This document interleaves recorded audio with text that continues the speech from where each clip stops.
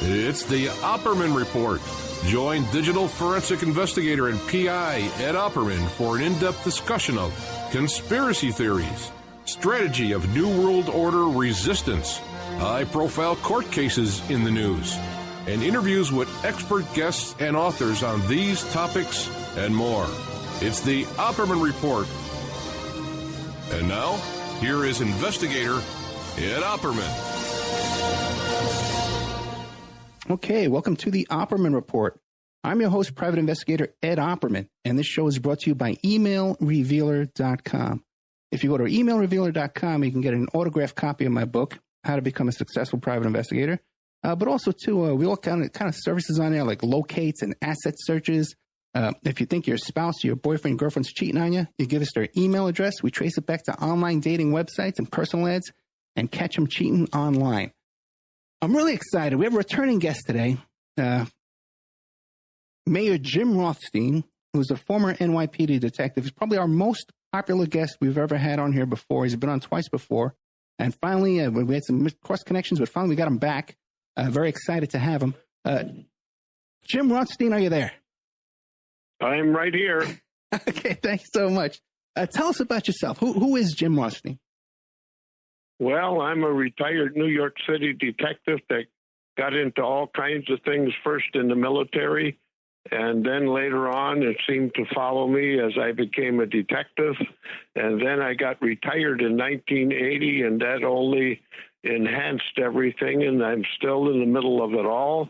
It never goes away. We've had you on twice before, and I would encourage the audience to go back and check out the first two interviews we did with Jim Rothstein. They're very, very popular interviews. We get into a lot of different subjects. Now, Jim, I know you were involved in a Bear Pigs, and you have a lot to do with the JFK assassination. In fact, you arrested Frank Sturgis. What can you tell us about this recent release in the press about all these new documents? Well, I sort of chuckle when I hear it and see it, because they don't even mention the 10 boxes that Marita Lorenz had. As you know, Marita was the lover of Fidel Castro, had a son by him, and she was to be the victim of Frank Sturgis when he came to kill her. And I remember the boxes were there. We spent almost 8 hours looking through all that stuff till Sturgis showed up.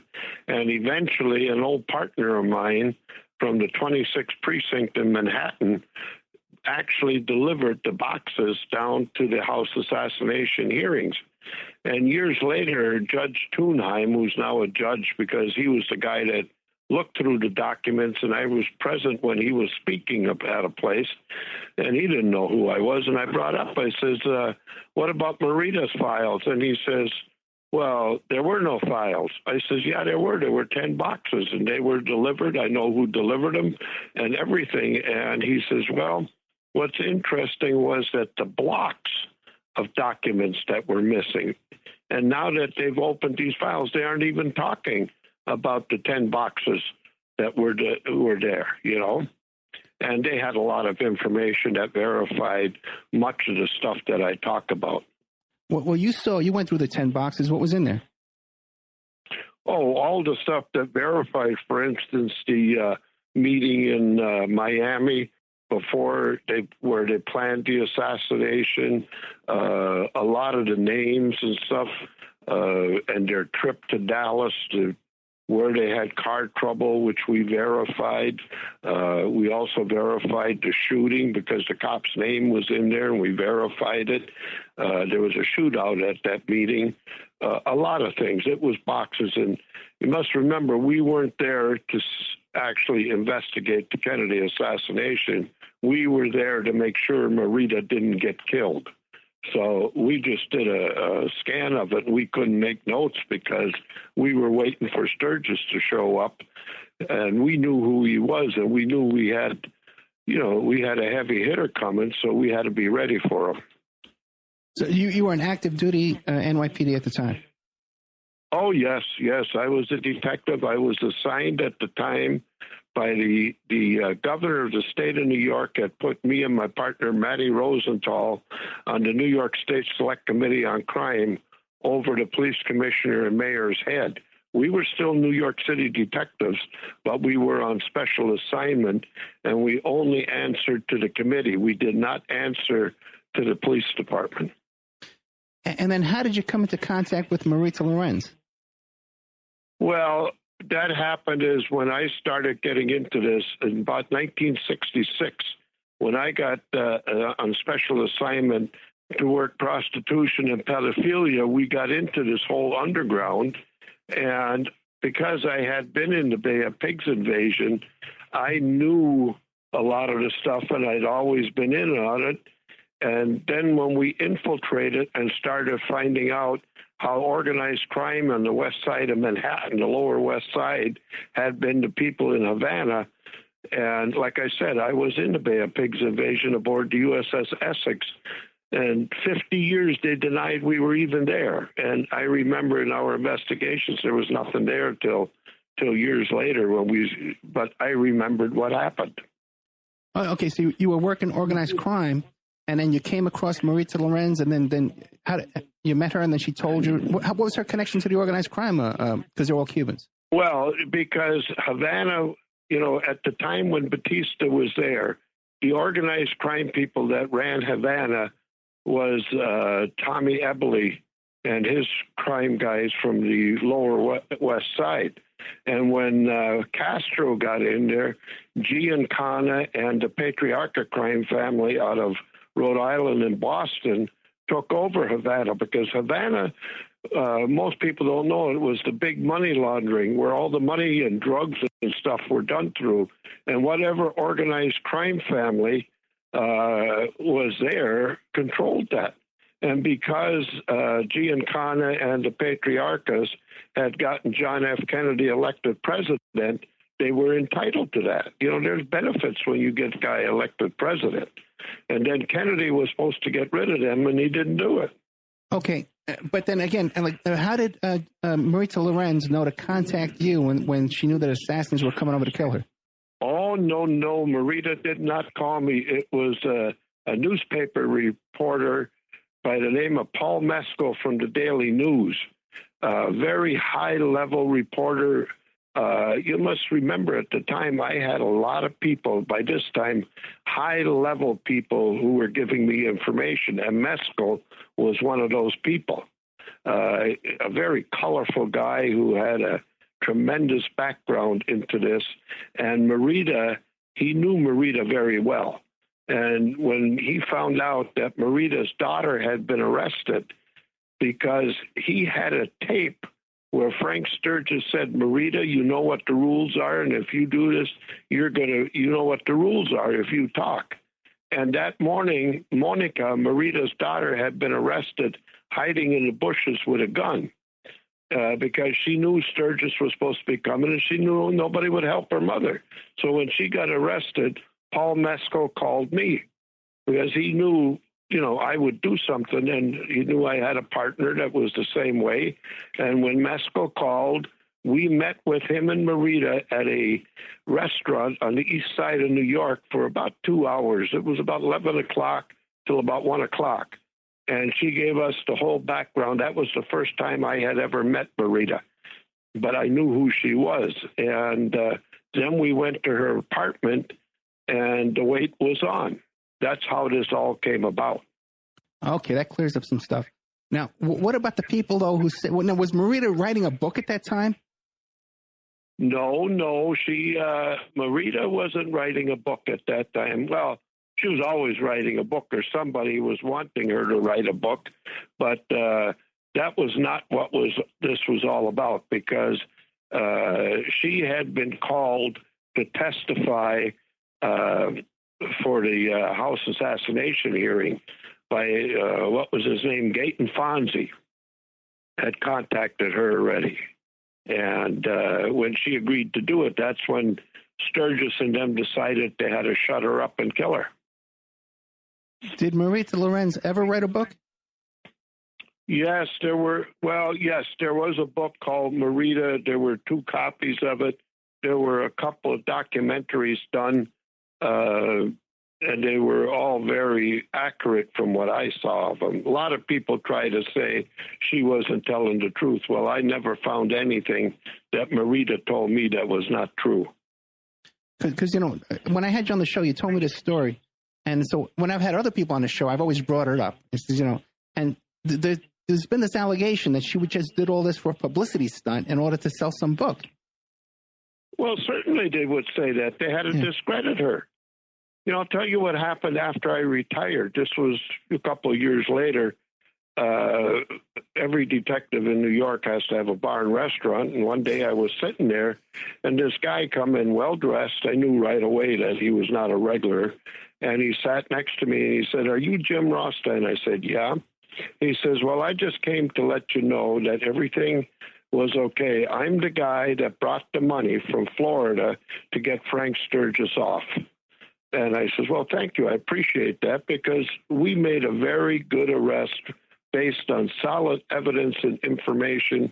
And we also knew that the fix was in. The minute they tried to discount all this stuff, we actually had the tape and brought it to the district attorney." So, and they said, "Well, that wasn't a threat." Well, when Frank Sturgis says, you know what the rules are and you know what the consequences are, you know what he's talking about. Okay. So now, ultimately, you did arrest Sturgis that night.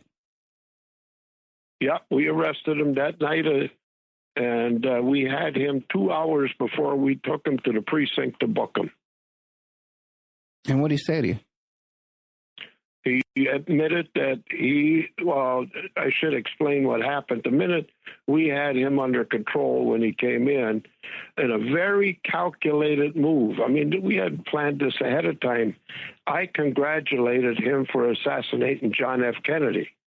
And it was only a move because I had been in the Bay of Pigs, and I was on the USS Essex. I was on the helm of the ship when the captain came out, and he says, "We have just been ordered by the President of the United States, John F. Kennedy, to stop bombing." This was about 3:15 in the morning, just as the invasion started. And we had been bombing the beach for 3 days and 3 nights. He says, "They're all going to get killed."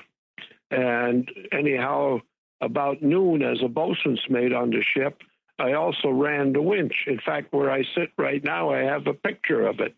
And I started bringing bodies on board in cargo nets. And here about a month ago, the last time I talked to this guy was in 1962 in June, when I got off the ship, called me after all these years. And he said, "Yeah, Jim, I'm the guy that unhooked the net." He'd unhook 2 hooks, and I'd lift the net up, and the bodies would roll out. And here another guy who I had talked to, Don Roberts out of Noblesville, Indiana, he was the guy that put the bodies in boxes, him and his partners, and they went down the bomb chute, and we assumed they went into the freezers. So this is what we knew happened. And I know when you double-cross people like Frank Sturgis and the Op 40 people, there are consequences. You are going to die. And that's why I knew who Frank Sturgis was and why I congratulated him. Guess what he said? "The only way you know this is if you were aboard the USS Essex." And I says, "I most certainly was."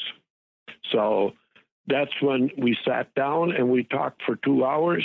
And he admitted, he says, "I was one of the 2 guys on the grassy. I was one of the 2 shooters on the grassy knoll." He did not say he was the killer. He said he was one of the 2 shooters. And I know enough about Sturgis that if he pulled the trigger, he didn't miss. So that is the way this went down. And, we talked about a lot of things when we had him. And now came the time to take him to the precinct. And we booked him under his real name, Frank Fiorini, because we knew if we gave the right name, somebody would try to stop us making the arrest official, And right after he is entitled to a phone call, I made the phone call. And I called none other than Gaten Fonzie, the head of the House assassination hearing investigators. And I found it interesting that the alleged perpetrator would be calling the lead investigator. And what he said to me was, "Oh my God, what is going on?" You know, it's in the book. You can read it. It's called The Last Investigation. And within a matter of minutes, a Frank Nelson showed up at the station house, and he asked the desk officer, he says, "Do you have a Frank Sturgis here?" He says, "No, but we got Frank Fiorini here." Oh, he says, "That's the same guy." And it only took minutes, and every big boss in the New York Police Department was there, but it was too late. We had him booked already. Okay, the last time you were on, right around that point, I interrupted you, and I've never heard the end of it. So I hope everyone got. I have gotten so many complaints about that part. Ed, why didn't you let him talk? Okay, I let him talk this time. You mentioned a book, The Last Investigation. What book is that? That's the one written by Gaten Fonzie. Okay, very good. Where he writes, and then right in the book, it has my name and everything that I called. He was just bewildered, and years later, I talked to him again after Sturgis died. And the funny thing was, he said, I says, "Did you call Frank Nelson? And how many people, guys, have you heard that worked the Kennedy assassination ever talked about Frank Nelson?" Nobody. And Frank Nelson, I says, "You called him?" He says, "No, I didn't. Marita did." I says, "No, Marita couldn't have called him because we had her under control." And he goes, "You know what that means?" I says, "Yeah. Frank Nelson came because he knew it was in the works and sanctioned. So we knew that, you know. But yes, and we took him after he was booked and he was put in the paddy wagon to go down to the arraignment. Me and my partner were brought to John Guido and Harold Hess's office. They were two big bosses who we both knew very well, and they were into these type of investigations because Marita had also been an informant for the New York Police Department, and the guy she was working for was a boss that I knew. And all they asked us, "Is this a good arrest?" And we said, "It's airtight." And they said, "Thank you, that's all we need to know." And then the next day when we went in to arraign him, we knew right away there's some other things that had happened, and we knew right away that the fix was in. And like I said, years later, the guy verified it, and they wouldn't prosecute. Why do you think that Sturgis wanted to call Fonzie? Because, he was also going to be a witness. Okay, but he wasn't going to be a witness. He wasn't going to testify to the same facts as Marita Lorenz was. What was that? He wouldn't be testifying to the same facts that Marita Lorenz was if he wanted to kill her. He had a different set of facts, right? Well, I don't know what he was going to testify to, but he wanted to make sure that Marita didn't testify. See, Marita was there for the planning.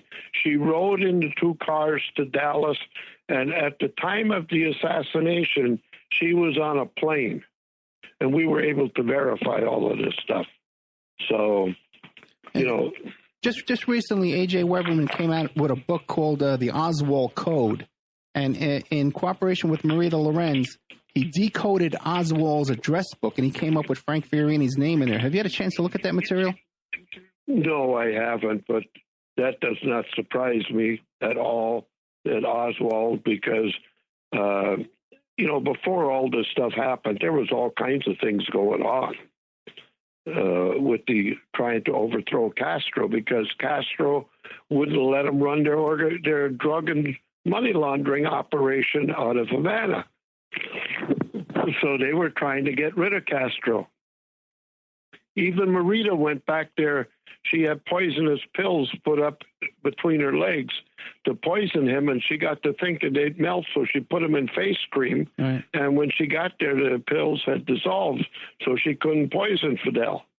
So she shacked up with him for a couple of weeks, and then she came back to the States again. Now, that night when Sturgis showed up, he showed up alone to do this murder? Yes, he did. Frank Sturgis didn't need help. He was one of the best assassins we had in this country. And me and my partner knew it because I stuck my .38 service revolver in his mouth, and my partner had it on his heart. And we told him, I won't use the language over the phone, but we put him under arrest.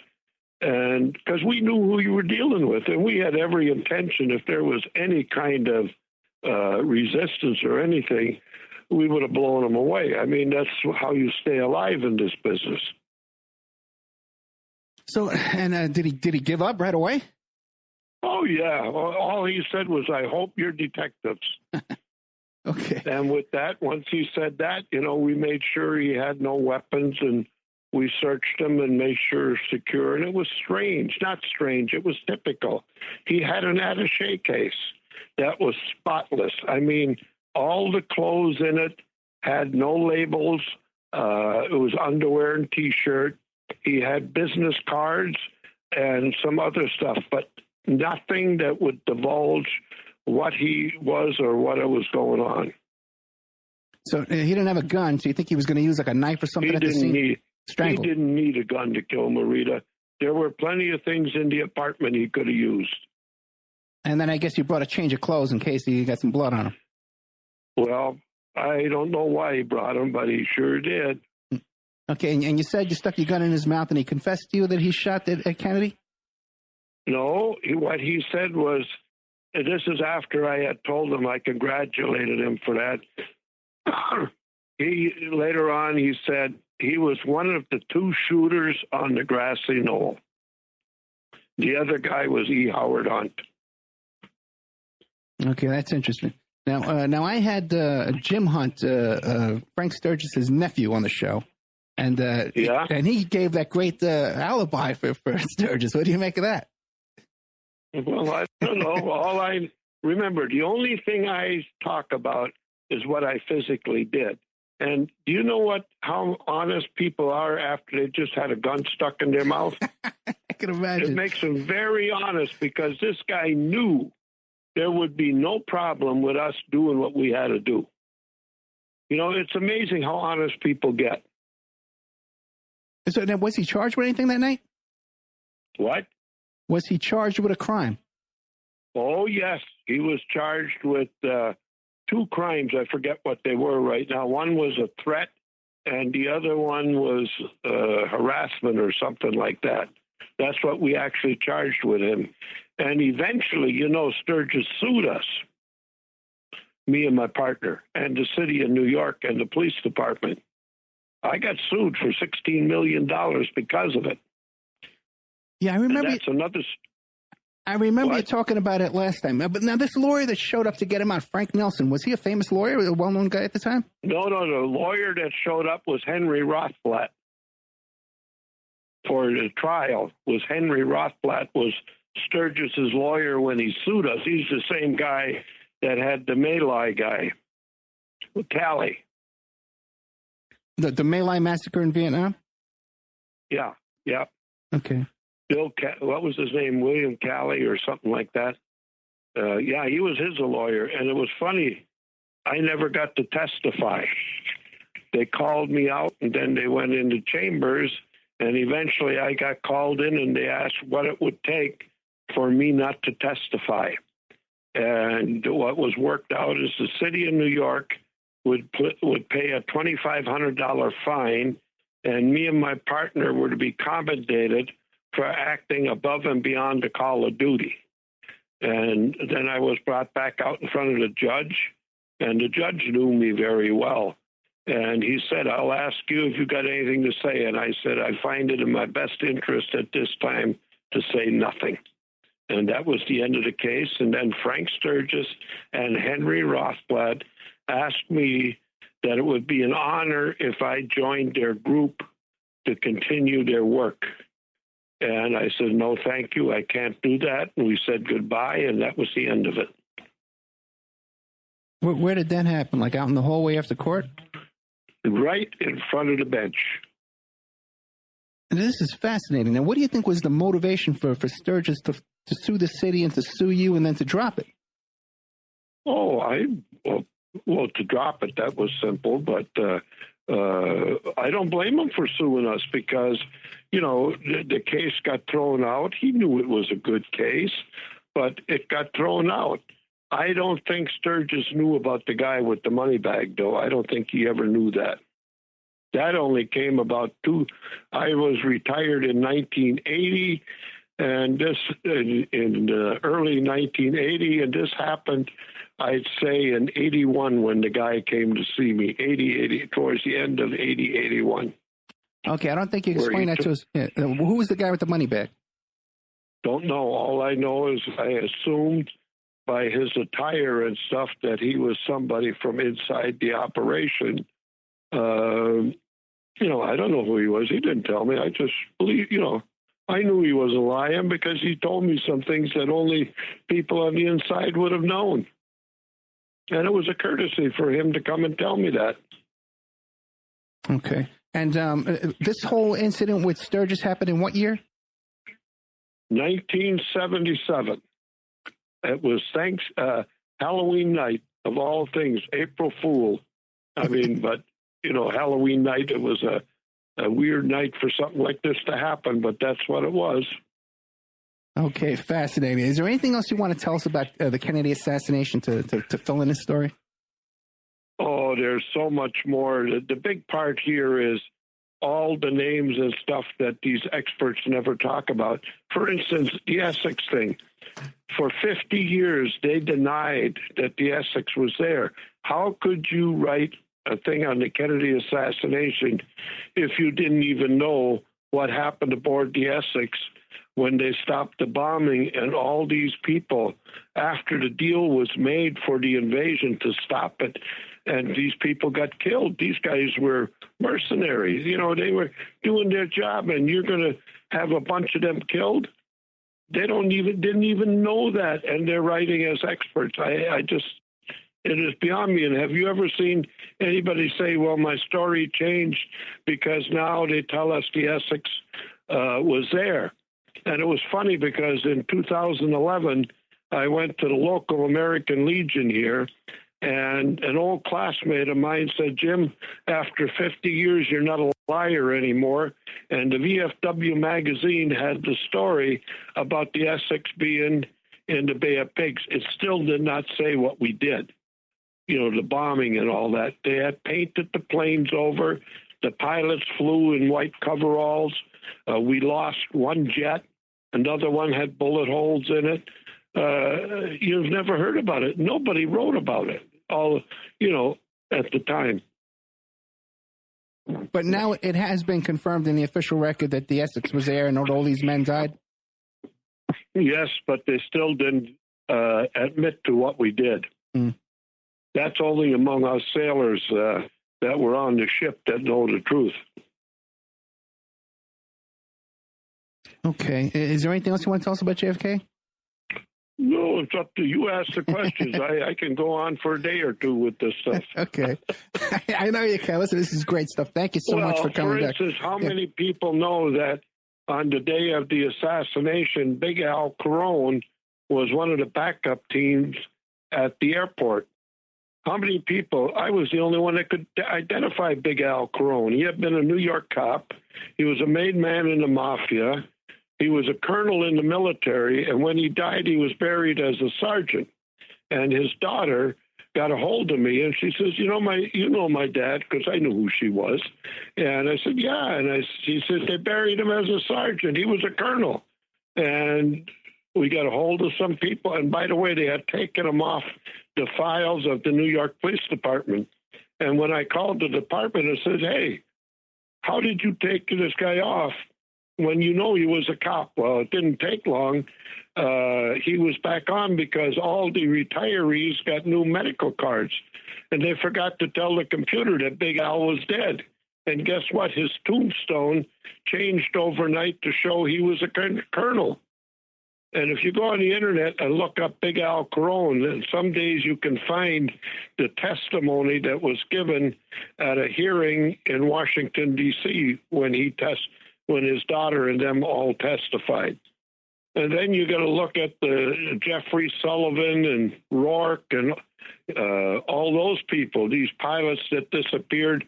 And one of the pilots, the daughter got the father back, Pete Ray, his daughter got the body of her father back in 1988.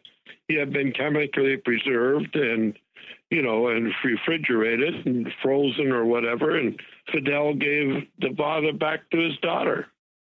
And that was in a Reader's Digest story. But see, there's so much more you don't hear about. Well, what do you make of the story that Barry Seal was one of the getaway pilots? I don't know. I didn't deal with that. It wouldn't surprise me because Barry Seal was involved in a lot of things, and look what they did to him. He ended up dead. Look at what happened. And here's another thing I've been asked many times. Lee Harvey Oswald was shot by Ruby. There's an old rule out there. I call them the rules of 8th Avenue. When somebody assassinates somebody like that, you kill the guy. Look at the Colombo case up on 59th Street in New York. The guy that killed him was dead within 2 hours after he shot Colombo. Well, Ruby got killed Oswald. So now if the guy is the shooter or was one shooter, how is he going to say anything? There's nobody going to kill Frank Sturgis and E. Howard Hunt because they were sanctioned, Mm. The rules, that's the real rules. It always struck me, too. It's so obvious when you see Ruby shooting Oswald that the cop next to him holding up Oswald with the big cowboy hat and the tan suit, that guy doesn't flinch. He doesn't flinch. He knew that was coming, man. Well, and guess where Ruby came from? Giancana. Remember, Giancana and the Patriarchus got Kennedy elected. Doesn't anybody ever understand that? And I can also tell you that the gun that killed Giancana went down in Forlini's bar and restaurant right off of Canal Street in New York. And I was there that night. I was undercover. And me and the bartender saw what was going on. We didn't realize that it was going to be a hit for Giancana, but it was. So, what comes around goes around. Right. Hey, this is going to sound like an odd question, but it always pops up. Why do you think that so many of the people involved in the JFK assassination were homosexuals? Well, why not? They're compromised. Look at the stuff that's coming out now. This ain't nothing yet. Remember what I said. I got into this because I worked the prostitution and the pedophile underground. I was cut loose, and I spent 13 years in this, and all this stuff came up because in those days, if you even were homosexual, you were compromised. Remember, once you're compromised, and you look at all these things happening now, once you do this, you are compromised. There's a whole thing on that, and it's called human intelligence and human compromise. They don't even want to hear you talking about that stuff. You won't believe the people that we had that were compromised. It was just unreal. Senators. Well, look at Skull Murphy was my best informant. He was the best I had in the pedophile world. And he's the guy that had Admiral Forrestal and Admiral Church compromised, and they ended up committing suicide because of it. It's the name of the game. Yeah, you sound a lot like a Mike Rothmiller from the LAPD. He sounds a lot like your counterpart on the West Coast. He talks about the same thing. Have you ever had a chance to have a conversation with him? No, I don't know who he is. Okay. But like I said, you will not believe the level that we went to. When you have the best call girls, and they're all victims, as are these pedophiles. Skull Murphy is one of the saddest stories that you can ever hear that happened to a human, but yet he would testify that when he met an honest detective with integrity, he changed his ways, and he became my very top informant in that subculture. I had many of them. And on the prostitution end, I had 20, 30 of the most high-level call girls that would give me information. And, it's easy to do your job when you got those kind of people out there. Well, can you give us a brief rundown of what Skull Murphy's story was? Skull Murphy was originally molested by his father, and then he went to an orphanage Franciscan Catholic orphanage where he was molested by two brothers. And then he became, as he got older, he used what he had learned and what he had been used as a victim. And him and a bunch of other guys, Red Mullins and those guys, Kaminsky, started using this to extort people at the highest levels. Like I said, admirals, they had the Cardinal of New York, Spellman, compromised, and other people. You know, once they got in there, and the stories, I have a friend of mine that has over 200 hours of tape with Skull Murphy, where he tells his life story. This is after, it came out that me and him worked together. And that was with the State Select Committee on Crime. And it's all documented. It's just the greatest horror story you have ever heard about people who were extorted for money, power. And then, like I say, later, if you look it up, it's under Chickens and the Bulls about Ed Skull Murphy, written by William McGowan. He did a very good story on it, but there's so much more. And this is typical. I had 10 or more guys just like Skull Murphy that were my people, that I worked with. I hate to bounce around too much, but I have it written down. That's okay. And I do want to ask you this, because back to Barry Seal and Iran-Contra and all that, you must have run across Salvatore Reale in New York, right? Yeah. And I also, when John Cummings and Terry Reid wrote the book on Compromised, it was sent to me to critique. And then I was brought back to New York. I was living up in Maine at the time, and we went over the book. I sat and had dinner with them, and just to make sure that the information was accurate. And it was a very truthful book. And it went way further than even the book says that they wrote, but it was good. Okay, so around that time, you must have come across Roy Cohn then. Roy Cohn? Why, certainly. Funny you mention that, because a couple of months ago, I had a call from one of the people at Vanity Fair magazine asking me if it's true that I met with Roy Cohn. I said, certainly. She said, why would Roy Cohn meet with you? I says, in those days, if Jimmy Rothstein called, it was in your best interest to meet with him. And I said, I had just before that, we had a United States senator with a couple of little boys at Uncle Charlie's restaurant in New York, which was a notorious high-class call boy pedophile operation. And we had confronted him, and he called Roy Cohn. And I knew about Roy Cohn for, the whole time I did this, because it was part of the underground. And I heard a story that you investigated Roy Cohn because you thought he had some little boys buried on his Connecticut property? No, I only found about his property after he died, because the original information I had, there were two 14-year-old boy and a 15-year-old boy were killed while they were having sex. They were trying to compromise two people, and the boys ended up dead during sex.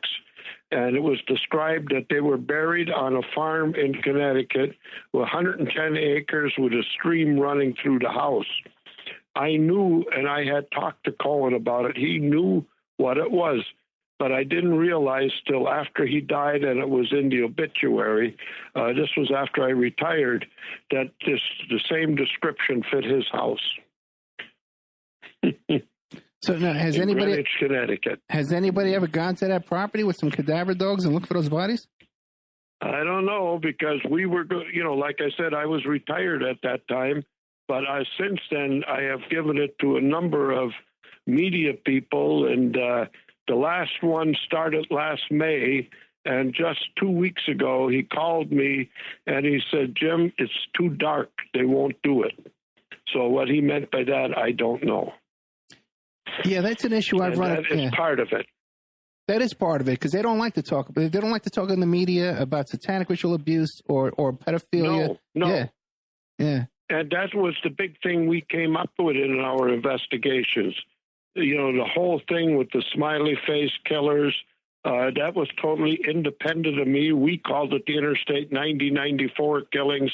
See, the Son of Sam case was nothing more than a cover-up for a bigger operation that we had going on around the country. See, one thing happened in about, I was cut loose. And what that meant was I had an unlimited expense account and I could travel anywhere. And my job was to find out what was going on. So I traveled all over the country following this stuff and verifying it. And that's, what I did. What do you know about David Berkowitz having Roy Radin's phone number in his pocket when he was arrested? Well, I don't know if he had that. I wasn't there when he was arrested, but I sure know all the other stuff that was going on. And Berkowitz never killed all them people because I know who two of the other killers were. They were identified right here in Minnesota, right on Interstate 94. Like I said, the Interstate 9094 killings. And it was right around St. John's, a place here, the Benedictine Order, and the city of St. Cloud. Diane Milbauer, somebody I know now, not at the time, separately identified these two people. And they were identified in the Berkowitz. Berkowitz identified them and said that they were did some of the killings. As far as we know, they did 6 of them. So, yes, and there's much, much, much more. There were all the other deaths in New York. Like I said, the 3 little boys. And you got to remember, at the same time, in 1966, I had an informant take me to Untermeyer Park and show me where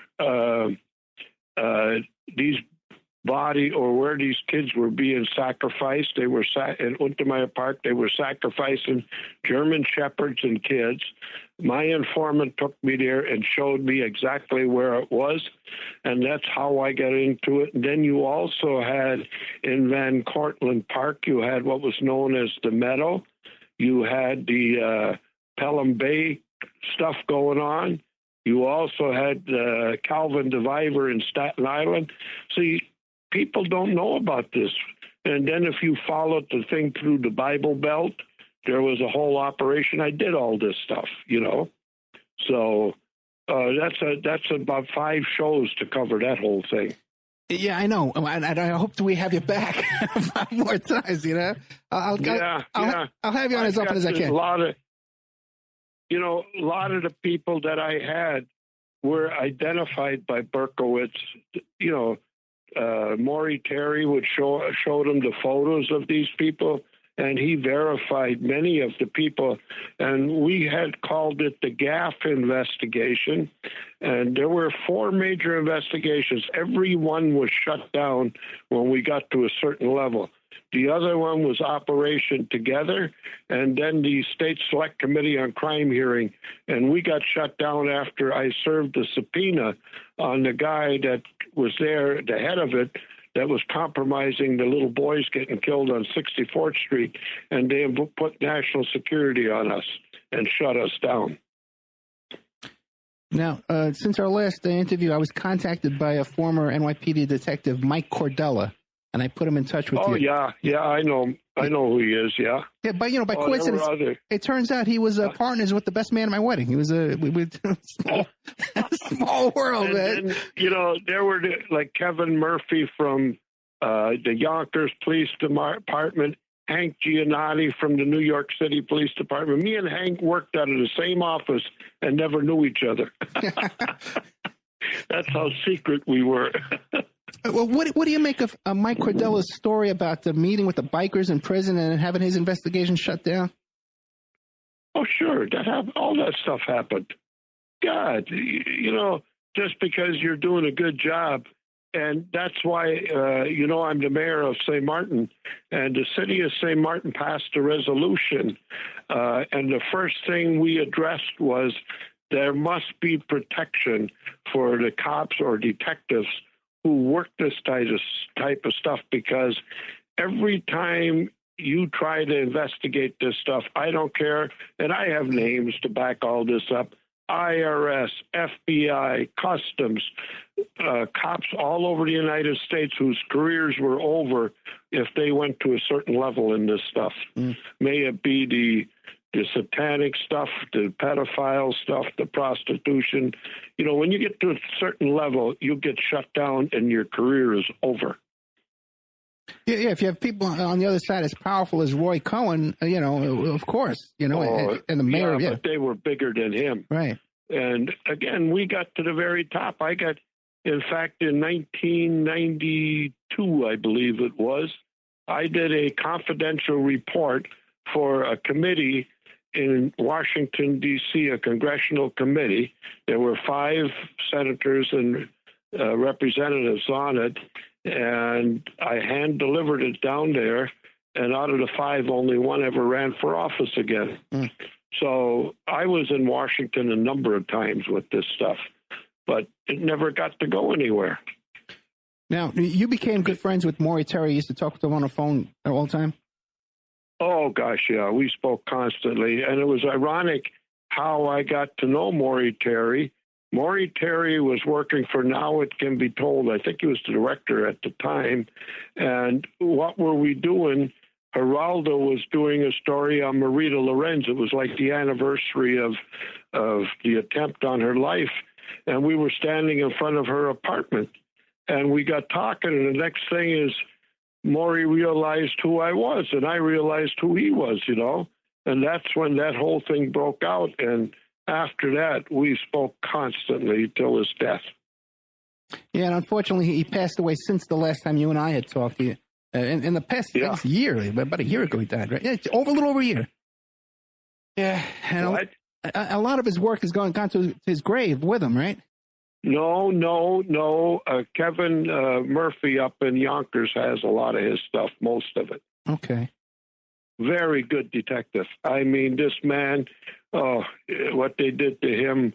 In fact, as I sit here, I can look at the original deal we made when Kevin and Maury brought me back out there in 96 to reopen this thing. And he got a call from the chief of detectives and told him, get using some language that's not too nice, to get me the hell out of town. We didn't need to reopen that case. So they didn't really appreciate me coming back. So Kevin Murphy is alive. Would he be willing to do an interview?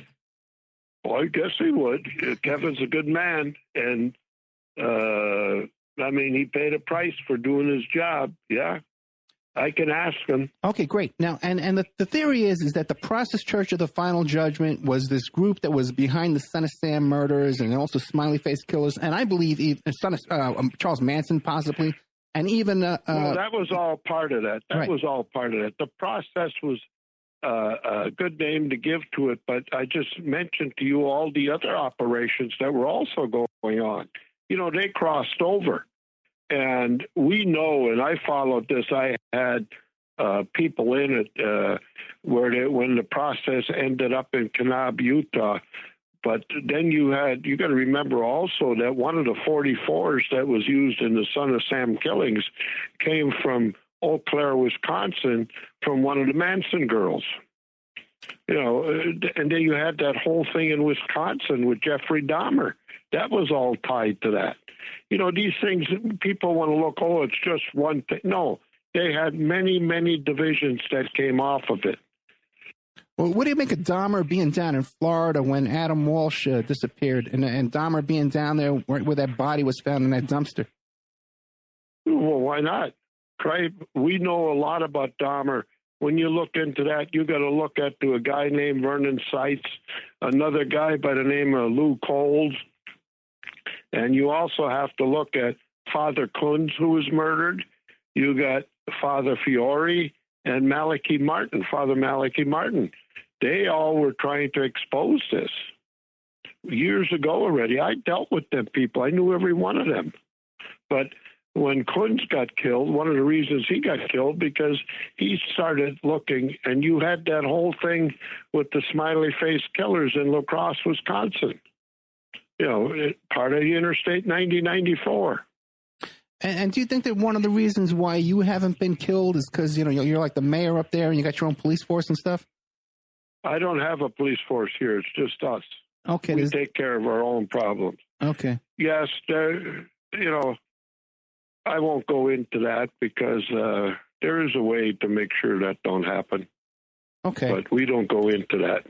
Now, back to New York City back in the 70s, there were some famous cases. Eitan Pates, what can you tell us about that? Eitan Pates is connected to the three little boys being killed on East 64th Street. So is the Johnny Gosch case in West Des Moines, Iowa, the Martin case, the Allen case, and the Jacob Wetterling case right here in the town where I told you the other two killers were in the Son of Sam case. It was right in that town where Jacob Wetterling disappeared. And they're all connected because there was a certain entity in our government, and I knew the guy who was in charge. There were 20 men that followed those cases to make sure that it would not kick back to East 64th Street. And I know the guy who did it. And when he started talking and I went with it, he was convicted of being a pedophile, did about 1 year and 4 months and disappeared. There was a guy down on Bleecker Street around that time named Mickey Cesar who ran Dial a Joint. He was a member of NAMBLA. Oh, well, God, you go down there, there were hundreds of people tied to that. Yeah. Hundreds of them. I knew them all. He had a little storefront next to 9 Bleecker Street. It was called Dial a Joint.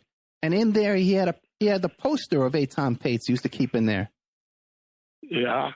Oh, gosh. Wouldn't the West Village was amazing. Yeah. For instance, if you go back to the Stonewall, very few people know the truth. There's actually, I used 3 names besides Skull Murphy. Actually, there were 5 of us that knew the truth about what really happened in the Stonewall. Yep. Like I say, this stuff was all over. You had all these dead people. And then the biggest of all was what was known as juice joints, where it was run by organized crime. And at night you'd go there, they served soda and juice so that the cops, wouldn't get involved with liquor laws. And you could find 300-400 kids, anywhere from 12, 13 years, 16, 17. And it was nothing more than a market because these were the lost souls, Nobody knew where they belonged or who they belonged to. And you'd watch, and it was my job to know what was going on. And you'd see these people come and pick these kids up. And then every once in a while, you'd see a kid disappear. And, the inside people will let you know, hey, this guy. And the names meant nothing because everybody had a street name, There was one case where a guy committed suicide on the steps of the Beaugest restaurant. And he had found that his lover had cheated on him, so he killed himself. When we investigated, the guy was about 27, 28 or so. We found out that he had been kidnapped at the age of 13 out of Texas, and nobody ever knew what happened to him. So there were all these lost kids. I just had one call me last January, and he said, it took me 40 years to find you, but I called to thank you for saving my life. I was one of the hustlers, and you got me back and all that. So, yes, we were able to help a lot of people, but, we had to be very careful because, our career, and I was retired. I walked in one day and I was retired. That was it. And with the Stonewall stuff, what year are you talking about? What era was that? The Stonewall was in the early 70s. I don't have the date right here. When they had the big riots. I got it somewhere right here. Well, just know, 70s is close enough. But did you think around that time that there was they were encouraging kids to run away from home and become street kids? Like the movies and the music? But they were all, it was just part of the I don't know what you would call it. It was part of the culture. Well, you got to remember they were at that time already trying to legalize sex with children. That's where the big thing comes in. And it was part of their rights. Right. Okay. You know what? This is a good time to take a commercial break. Okay. Now, Jim, it's a 5-minute long break. I didn't get a chance to tell you off the air. It's a 5-minute long break, so you got plenty of time to go get a drink of water. Pretty much. Okay, I'll be here. Take a ride around the block practically. It's a long break. Okay. But we won't be able to talk during the break. You'll just hear silence. Okay, so we'll be back after this with more of... Yeah, I'll wait for you. Thank you, Jim. Wait for you. We'll be back after this with more of Jim Rothstein, former NYPD detective, currently mayor up there in Minnesota, doing a great job exposing all this stuff. Thank you so much, Jim Rothstein. We'll be right back after these messages. And now a word from our sponsors. You can have your ad played here at OppermanReport.com every Friday night, 5 p.m., and Saturday night, 5 p.m. to 7 p.m. Pacific Standard Time.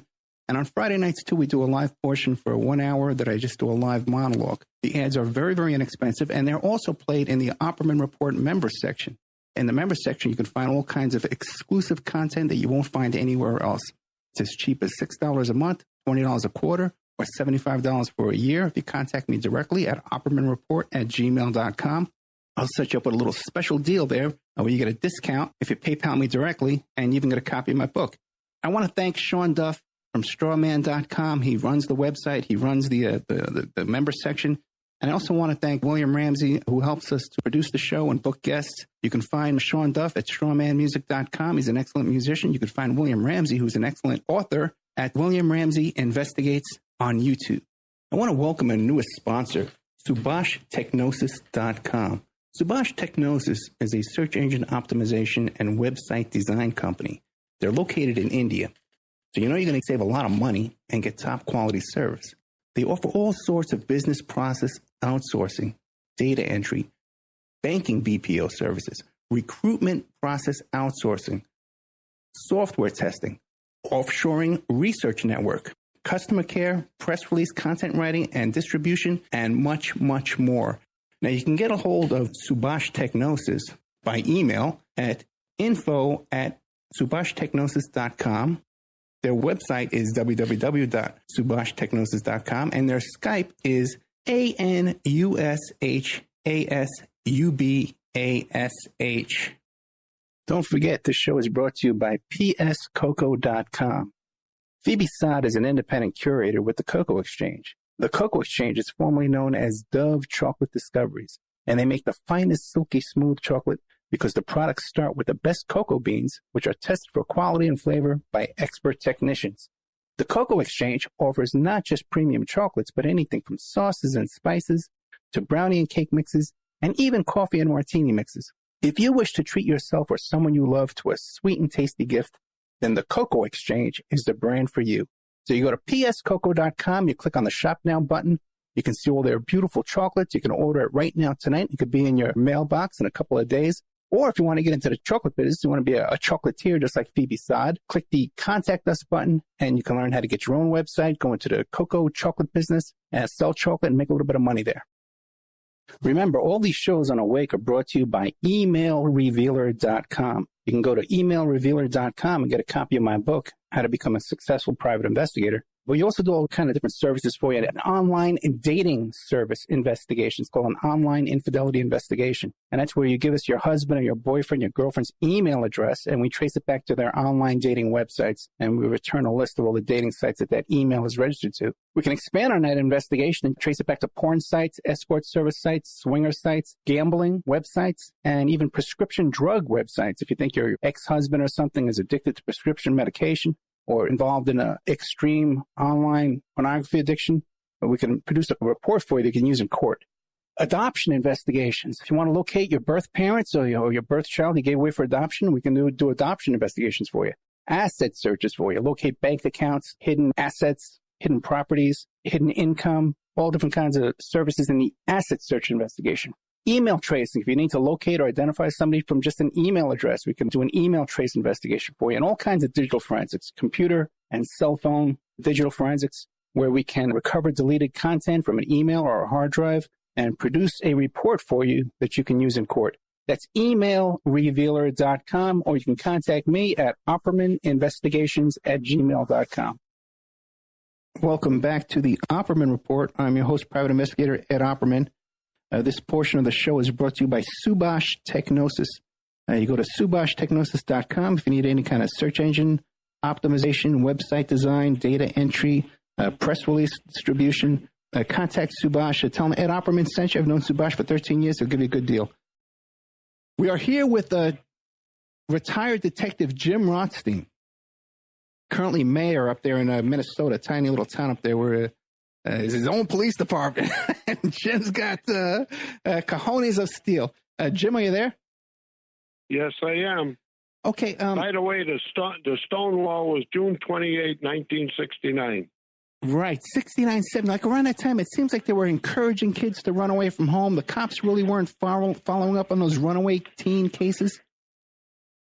Well, they were, but anybody who did his job, their careers were over. You know, you'd find yourself back in uniform. Every investigation we did was shut down when we got to a certain level. You know, you can't blame the cops because nobody protected them. Right, I got you. Now, let me ask you a question, too. Now, around this time with Roy Cohn, he was doing all his nonsense, and Son of Sam was going on. That's when Studio 54 was at its peak. Now was Know it well. Okay. I infiltrated it one night. And what'd you see?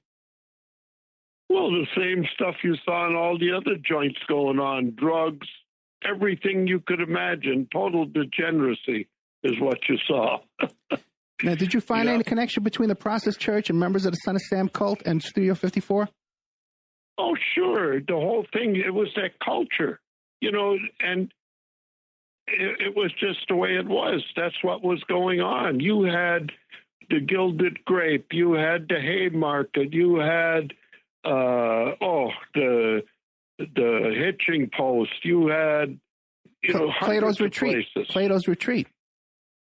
Yeah. You had all that. There were so many, and we went to every one of them. You know, we'd go there, do our observations, follow our information, because the police department really didn't have a clue what was going on in this subculture, and that was my job, was to find out. Did you, at that time, when you were working the Vice, did you look into New York City modeling agencies, like Elite Modeling Agency? Oh, my gosh, yeah. I have some really sad stories now. If you think Hollywood is bad, wait till they go into what happened in the modeling industry. Oh, my God, it's horrendous. I know one girl, I saved her because the hookers and people called me and said, Jim, there's somebody that's here that shouldn't be involved. And I came in and I saved her. And after I retired, one night I got a call from this bar that I used to use more or less as a headquarters, and the lady came back to thank me for saving her life. She had graduated from college, and she had her own business going and came back to thank me. So there were occasions where, and there were many times when people would come and thank you for saving them and that. Well, what about the Elite Modeling Agency and John Casablancas? Anything come across? There was something on Elite. I don't remember all of that, no. But they were all doing the same thing, God. No different than your acting studios, and, it's just the way it was.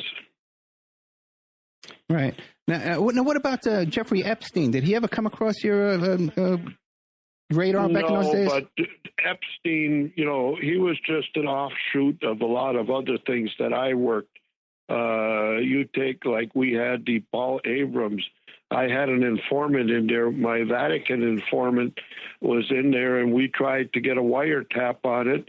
And the district attorney wouldn't give us a wiretap. And as soon as we left, they sent their detectives up and raided the place. And, to make sure that we didn't get the files. It was far bigger than Epstein ever was. There were much bigger operations, and they're going on to this day yet. Look at the Watergate break-in. My goodness, if you want to see something, the pedophile and prostitution ring operating out of there. The Democrats and Republicans were using it. And when they went in there, I know quite a bit about it because Sturgis was also one of the Watergate burglars. And I knew Carl Schaffler, the detective that made the arrests. You know what they could have done if they got that? How many people would have been compromised? Not saying they already weren't other ways, but yeah, it was just another asset. Yeah, Dean's wife was connected to that. Yeah, she was involved, but there was more. The pedophile book was the important one. You know, with prostitution, yeah, but when you get into in those days with messing with little boys, that was a death knell, you know. Yeah, I had Shoffley's informant, that guy, the homosexual. I forget his name right now. He wrote the book with Doug Caddy. Oh, yeah, I know him. Yeah, I know what I'm talking about. Yeah, he I'm trying to think of his name right now, but yeah, I know who you're talking about. He has it at 70%. There were two things that we talked about, me and him, that let me know who he was, although I had never met him or anything till later. But I had many informants that I never talked to, met, or saw, but I got their information. See, that was another thing we had at the time, this whole underground setup. And, and he was right. I have it at 35 to 40% are all compromised. And you're seeing it every day. Right here in Minnesota, we had two guys that just got up for molesting or picking on women and stuff, you know. It is just horrendous. And I have an odd question for you. The murder of Roy Radin was traced back to Bill Menser, right? Did you look into Menser? No, we didn't. I know about it, but no, I never got into that. Because Menser was involved in another murder for hire where it involved this 300-pound black transvestite escort service, Madam.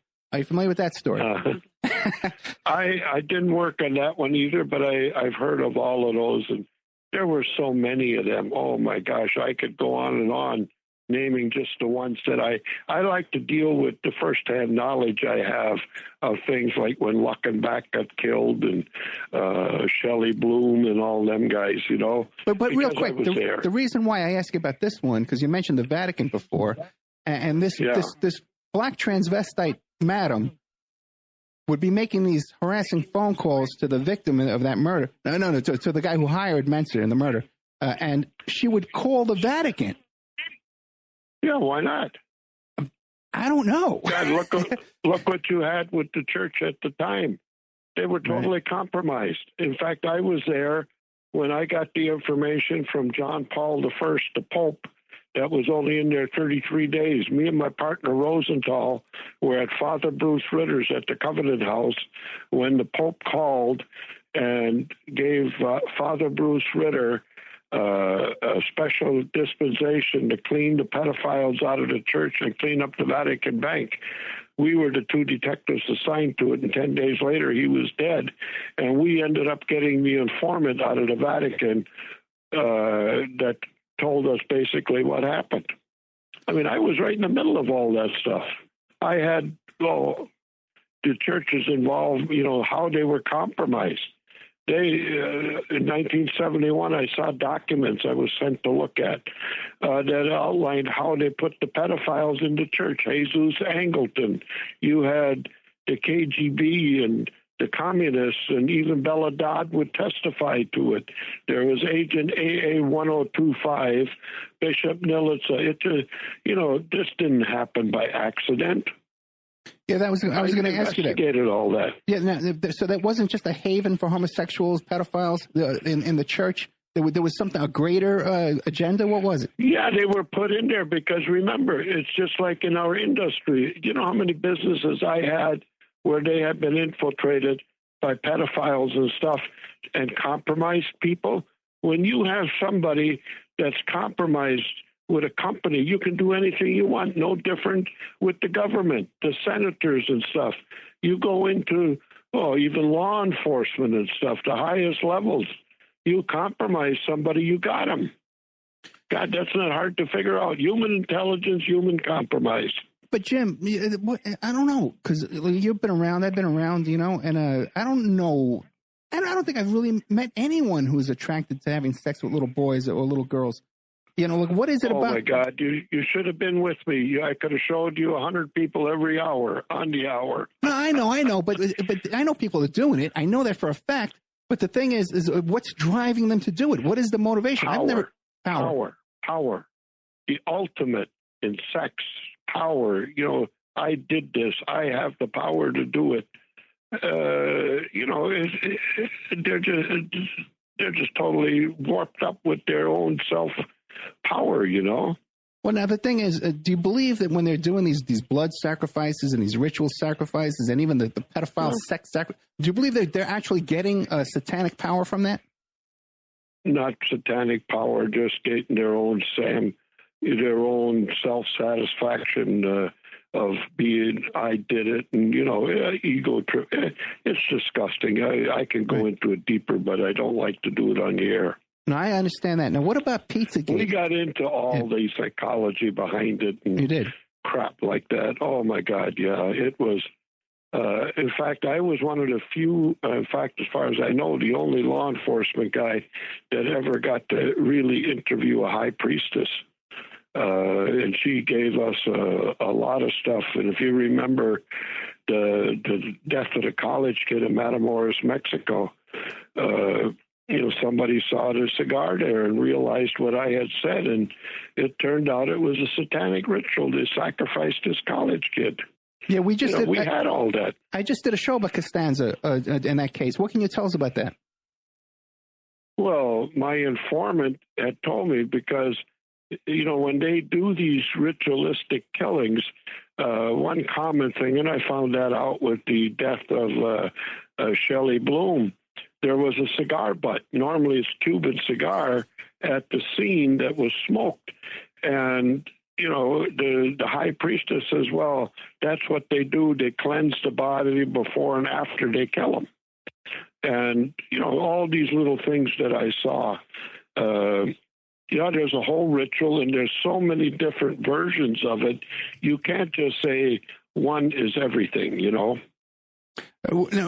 with the thing down in Matamoros, Mexico, there's always the connection to people say that the movie The Believers is connected to all of that, that the people involved in that, they think that movie The Believers is real. Does that come up in your research? I don't know. I never saw the movie. I just know what I saw with my own two eyes, like when Shelley Bloom was murdered and stuff. I saw these things. I saw the crime scene photos. I interviewed the real people. I know who did it. Gotcha. So then what is the story of Shelley Bloom? Tell us that. Shelley Bloom ran with Seymour Sidon, ran huge gay disco operations on the west side, going anywhere from 43rd Street down to the Battery. Various kinds of gay, very high class. Total degenerate operations, mostly pedophilia, homosexuals, and don't ever think that homosexual and pedophile is the same thing. Okay. What do you know about Mapplethorpe and Crispo? I just know who they were. Crispo, I knew what he was involved with. Mapplethorpe, they were just more people, that were involved in this. Gosh, I could go on with names. It was just part of the scene. Right. And what about Roy Radin? What do you make of Roy Radin up in his castle up there in Long Island, the Hamptons? Well, I lived out on Long Island, right. And I knew the Hamptons well, and the Hamptons was a haven for this operation in the 60s and 70s when I was out there. I spent time out there working on this stuff. You had Fire Island, got one of the most notorious sites for this stuff to happen. Oh, you can travel around the country. I have places all over this country. I'd go there, see what was going on. I'd get the information, check it out, that type of thing. Now Maury Terry, in his work on the Son of Sam, he talks about someone named Mr. Real Estate.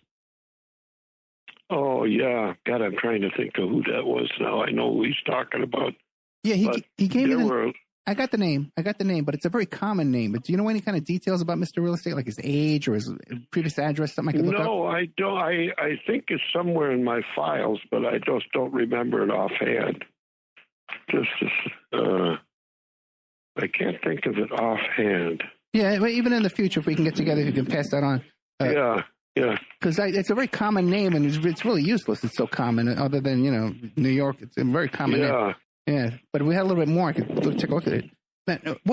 More recently in the news, from your experience, your life experience, your knowledge in these areas, what do you think of Pizzagate? Well, Pizzagate, I don't know if it's real or not, but I can tell you, I can give you 2, 3 others that were as big or what they say about Pizzagate than what Pizzagate is. Okay. Like I mentioned, Paul Abrams and them.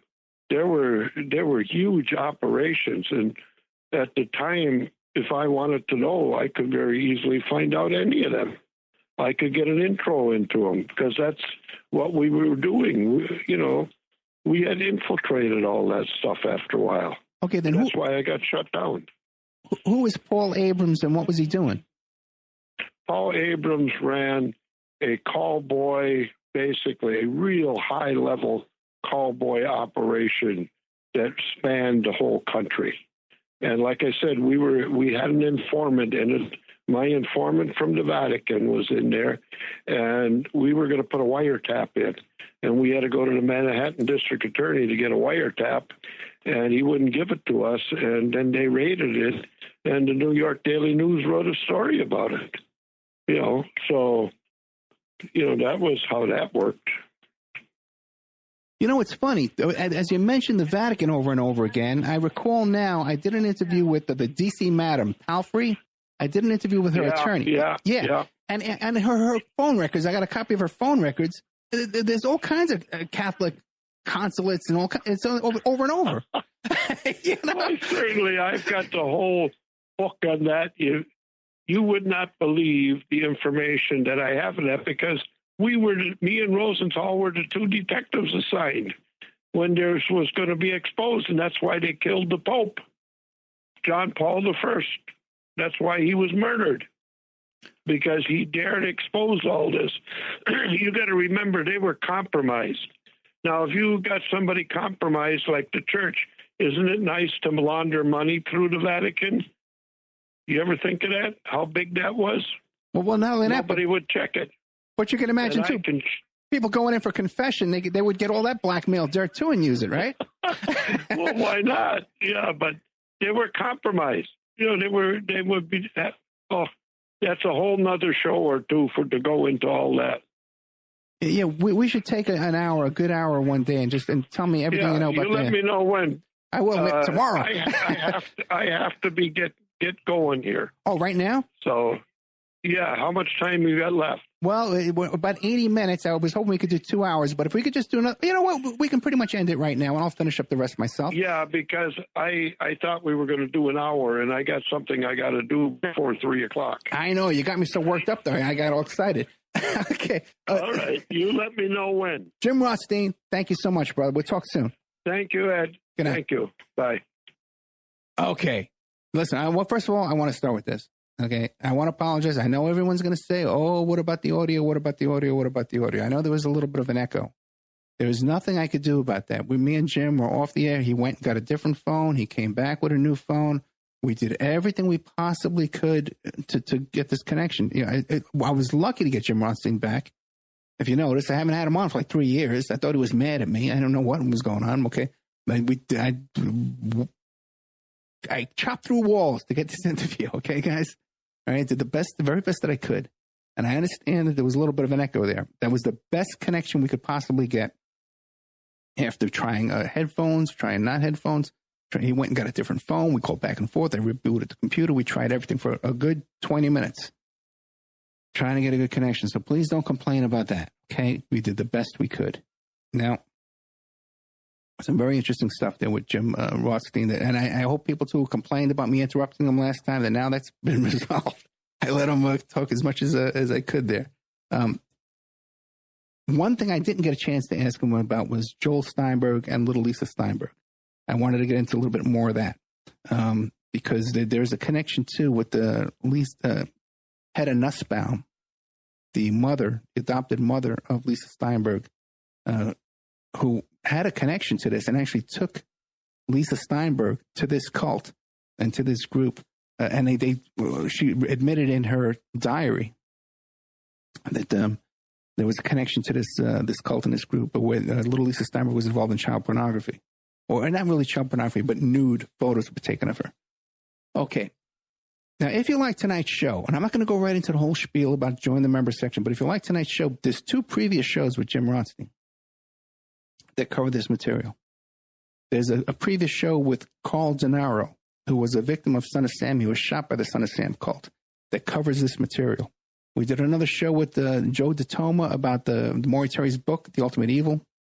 I did a show with Mike Cordella, who's a former NYPD detective himself, who contacted me in order to get in touch with Jim Rothstein. And then I had him on my show. And he talks about investigating the Eitan Pates case and different cases here where he met with this motorcycle gang leader in prison who had all this information about these cases.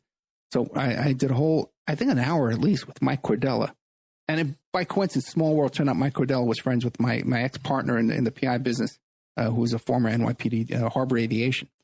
So, I can vouch for a lot of this stuff, a lot of this information. And Jim Rothstein has a wealth of information. He's lived all this. Great stuff. I also did an interview with a guy named McCracken. I always forget his first name. I apologize, Mr. McCracken, because he's a friend on Facebook now, who was a witness to the Arliss Perry murder, which is also connected to this cult and all this kind of stuff. And then, of course, we've done shows about Jeffrey Dahmer. Jeffrey Dahmer himself said that his motivation for these murders was to drink the blood, eat the flesh, to get power and to get energy that would make him more popular. See, Jim seems to see. I'm convinced that there is something to this, that they do receive some kind of a satanic power and political power from this sacrifice, and especially the attack and the sacrifice of children and the sexual ritual abuse of children. And not that I'm saying I endorse it, of course, no, God forbid. But it just does seem to be something out there. And there was a question I wanted to ask Jim, because I was trying to hedge around it there. He talks about Roy Cohen. I talk about the Elite Modeling Agency. We talk about Studio 54. And who was at the center of all that at that time was President Mr. Trump, Donald Trump, who was best friends with John Casablancas, who was a protege of Roy Cohen. Roy Cohen was attorney. He studied at the foot of Roy Cohen. His father worked with Roy Cohen. And I wanted to touch on that because I believe, and I don't want to put words in his mouth, but I believe that Detective Jim Rothstein believes that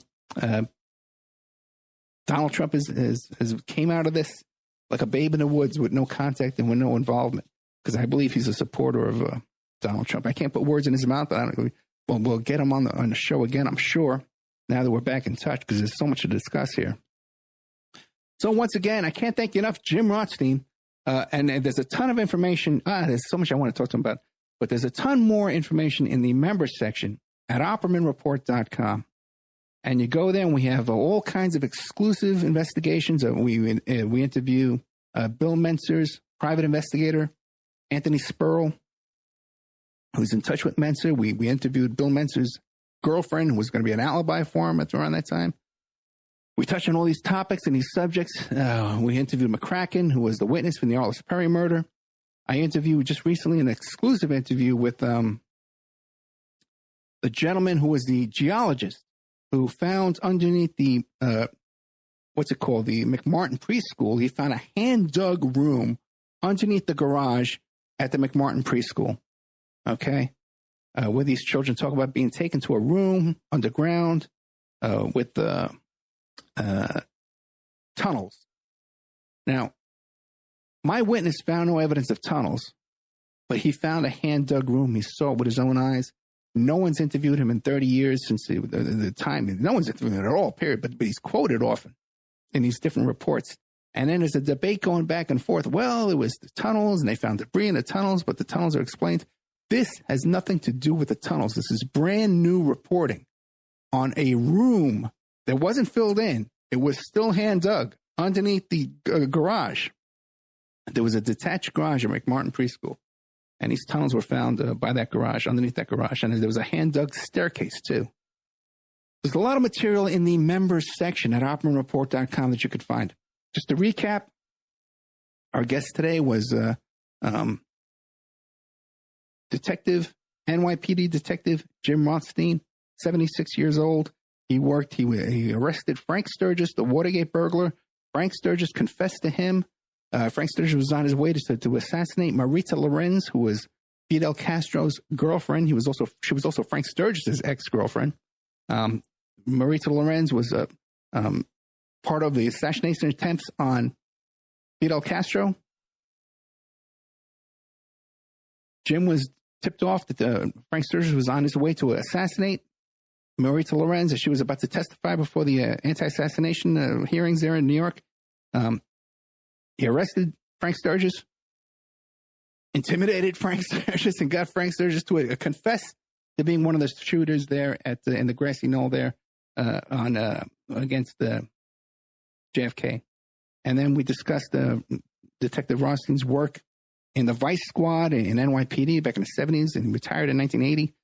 All these cases you hear about of child prostitution and child rape, and which was involved with the Son of Sam group, that cult that was involved in child pornography and child rape and selling kids, and all this kind of material was going on at this time.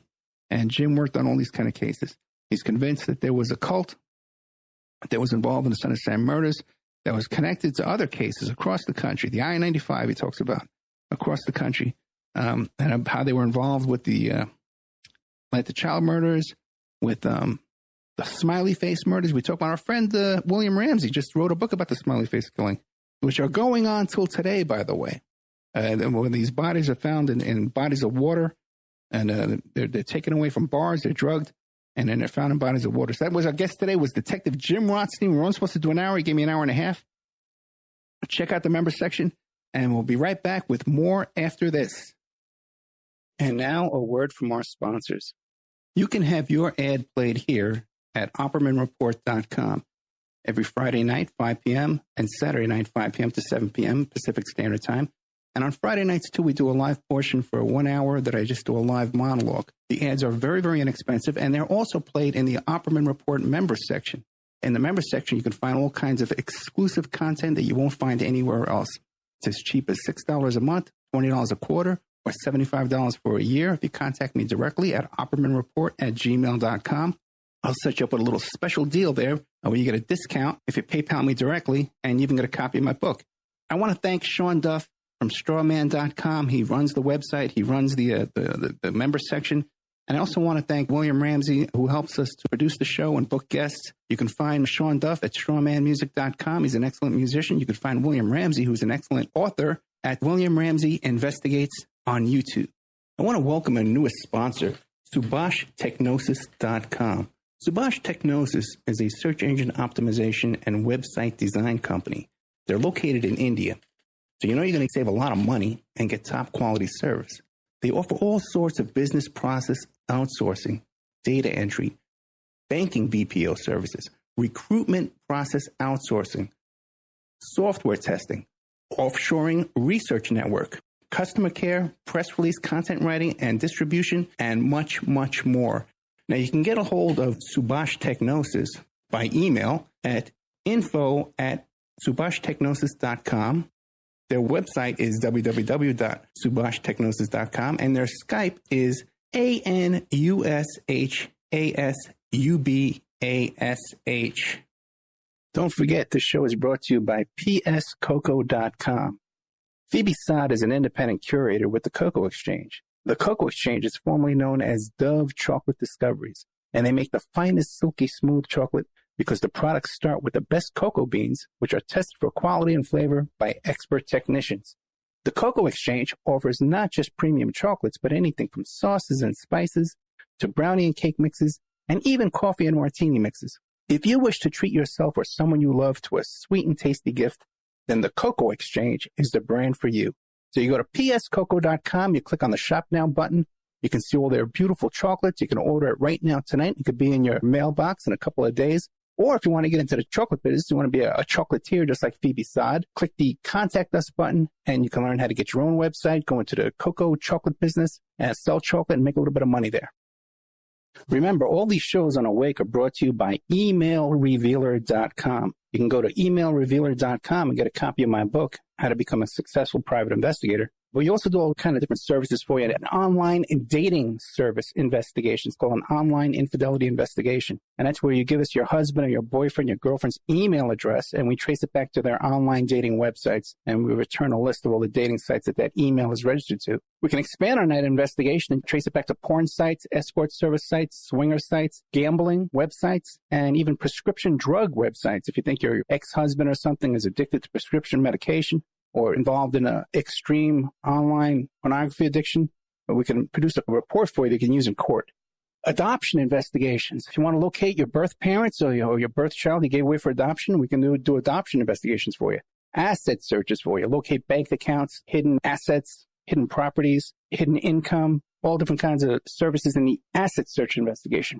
Email tracing. If you need to locate or identify somebody from just an email address, we can do an email trace investigation for you, and all kinds of digital forensics, computer and cell phone digital forensics, where we can recover deleted content from an email or a hard drive and produce a report for you that you can use in court. That's emailrevealer.com, or you can contact me at oppermaninvestigations@gmail.com. Welcome back to the Opperman Report. I'm your host, Private Investigator Ed Opperman. This portion of the show is brought to you by Subash Technosis. You go to subashtechnosis.com if you need any kind of search engine optimization, website design, data entry, press release distribution. Contact Subash. Tell him Ed Opperman sent you. I've known Subash for 13 years. He'll give you a good deal. Okay, we're joined by Hank Harrison. Hank Harrison, the father of Courtney Love. His new book is finally out. It's called Love Kills. And for now, the only way to get the book is you got to email lovekillsbook@gmail.com. That goes straight to Hank, and he'll send you an autographed copy. Sorry, Hank. And he'll send you a copy. He'll get a copy right away. That's right. Hank, are you there? I am. Hey, Hank, remind the audience, one of my favorite guests. Everybody loves it, but just for the people tuning in for the first time, tell them who Hank Harrison is. Well, I'm a guy that went to school in San Francisco, grew up in Northern California. I wanted to be a writer since I was a little kid. And I got a couple of degrees in psychology and got sidetracked on bringing people down off of bad acid trips and managing some of my friends. Some of my closest friends actually started a band. And so they said, well, Hank, we don't have anybody that can manage us, so can you do some management work for us? And I said, okay. And I took a breather for a while and became a manager for this band. And they did pretty well for themselves over the years. So, I moved on. I went back to writing, and I'm still, I actually was a tech writer for Lockheed and Honeywell, and got the reputation for being a good writer within that circle. So I did a lot of government work. And then later on, they said I was working for the CIA. Not true, but let them think what they want, Anyway. You've written a couple of books before this, though, right? About the Grateful Dead? Well, actually, ostensibly it's about the Grateful Dead, but it's really about the Haight-Ashbury Revolution. And there are two books, Volume 1 and Volume 2, called The Dead, Volume 1 and Volume 2. They're out there. You can get them on eBay, and you can get them on used Amazon, right, etc. And you can write me, and I'll send you copies. But the thing is, the book sold 250,000 copies, Volume 1, and Volume 2 sold almost that many over the years. So it's been out since the first book came out in 72, 73, and the second book came out in 82. So they've been out for decades now. And then I decided I'd become a better writer. So I went to England and studied classical medieval history and stuff. And I came across some really great teachers, and they taught me how to write. And I got so good, I lost my top audience because I don't write that way anymore. I can't. I'm really good. Unfortunately, it's way over most people's heads. So I had to really study hard to get this Love Kills book down to a level that is pop culture again, gonzo stylistically. And it's easy to read, much easier to read than my other stuff. And you were saying off the air that the book's about 400 pages, glossy pages. It's a hardcover book. No, just the pictures. Yeah. the pictures are glossy. They're regular pages. The paperweight is 60-pound opaque wool, and the middle sections. I had them all laid out like a magazine for a while there, right. But I couldn't get it. We couldn't get it under 400 pages. We had to get it down to 380 indexes and stuff. So we compromised and emphasized the text. And there's so much new material in there that nobody's heard about the Cobain assassination. Actually, the name of the book is Love Kills: The Assassination of Kurt Cobain. And it's about how the guy had political value to some people, and he was a very frightening young man, and a lot of people didn't want him to continue on. He had money. All of a sudden, he was a very poor background. Well, I wouldn't say poor, but middle class. And he had grown up in kind of a tense situation and became a great poet and a great writer and a great musician. And he just blew everybody away when he first came on the scene. And so Courtney fell afoul. He fell afoul of my daughter, and the rest everybody knows, except the details are completely under the control of the record companies and Courtney and and so what I've done in this book is brought out a book that when you read the book, you'll see for yourself what really happened, and there's no other book like it on the market. And I know you don't have a lot of time today. I want to thank you for giving me a half hour, but people can go back and look in our archives. We've done about 6 hours worth of interviews with Hank Harrison, okay? Probably more than anybody out of face in here. And so we go into a lot of detail on a lot of different topics. But Hank, tell us. Very yacky. I'm very yacky. That's right. Once you start talking, you can't stop. But tell me, what is new in this book that we can find in this book that is going to convince us of the murder of Kurt Cobain? Well, Kurt's grandfather, Leland Cobain, died. And before he died, I talked to him on the phone. Very ill. And he said to me one day, "Hey, Hank, you've heard what? Gary's Kurt's uncle." And I went ahead and ordered a copy of the death certificate and also a copy of the, the various things that forensic details. The autopsy and the medical examiner's report. Medical report, examiner's report. Thank you. And I said, no, I didn't know that. We're the only people that could do it because we were blood-related relatives, I said, okay, what they tell you? He says, well, the one thing is they did a paraffin test on Kurt's hands before he was cremated, and they found that he had never handled a gun. There was no residue. There was no powder residue on his hands. And I said, gee, I didn't know that. Yeah, he didn't handle the gun. He didn't even touch the freaking gun. He did, but his fingerprints weren't on it. So not only was the gun wiped down and no fingerprints on it, but there was also no residue on Kurt's hands, which means he didn't handle the gun to kill himself. So the whole idea of him being shot in the head and as a lethal thing. So right now, that's not what killed him.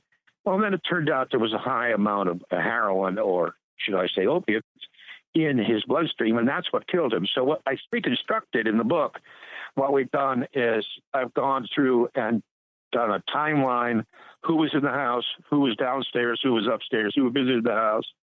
We have quite a bit of reportage on who was visiting that day and who was in the house, who had control of the front door when Kurt was still alive.